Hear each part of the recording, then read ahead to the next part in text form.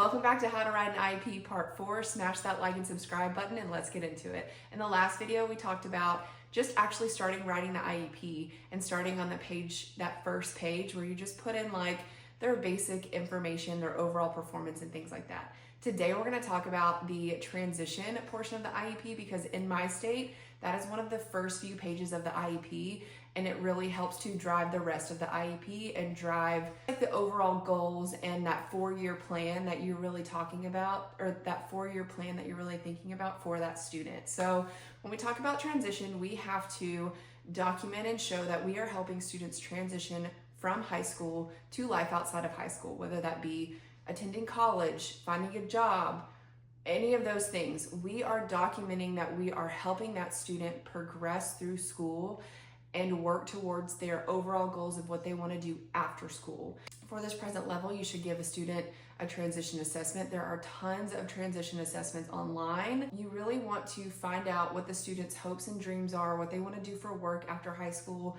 if they want to continue and go to college after high school. You want to figure all of that stuff out. You also want to ask them, like, what do they feel like they need help with in school? Now, if you have higher needs students, this may be a little bit difficult to do, but parent input could really come into play here and it'll be really helpful. Also, on our transition assessment page, we list all of the courses of study for 9th through 12th grade. We list what the student wants to do for employment, what the student wants to do for post-secondary education, what they want to do for community involvement and employment, and all of those things are lumped in together to the transition assessment. Then we write a goal for transition based on their hopes and dreams. So because so-and-so wants to be a doctor, because so-and-so wants to be a mechanic, because so-and-so wants to continue their education, we're gonna work on X, Y, and Z in order to help them transition from high school to that thing, to that desire that they actually want to do. In my state, we have to write because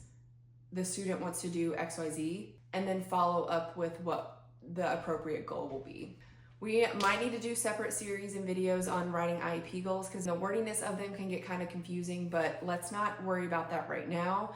Just look at your transition assessment, look at your overall performance of the student, look at what the student wants to do after high school, whether that's through parent input or student input or a combination, and then we're gonna write a goal based on that, okay? Just an example goal could be like students, if especially if they're like a junior, students researching colleges that they want to attend, researching the requirements, making sure that they know what their requirements are and meeting those requirements in high school, so that will better their chances of being able to attend the college of their desire after high school. In my state, the flow of the IEP then moves into the present levels of performance.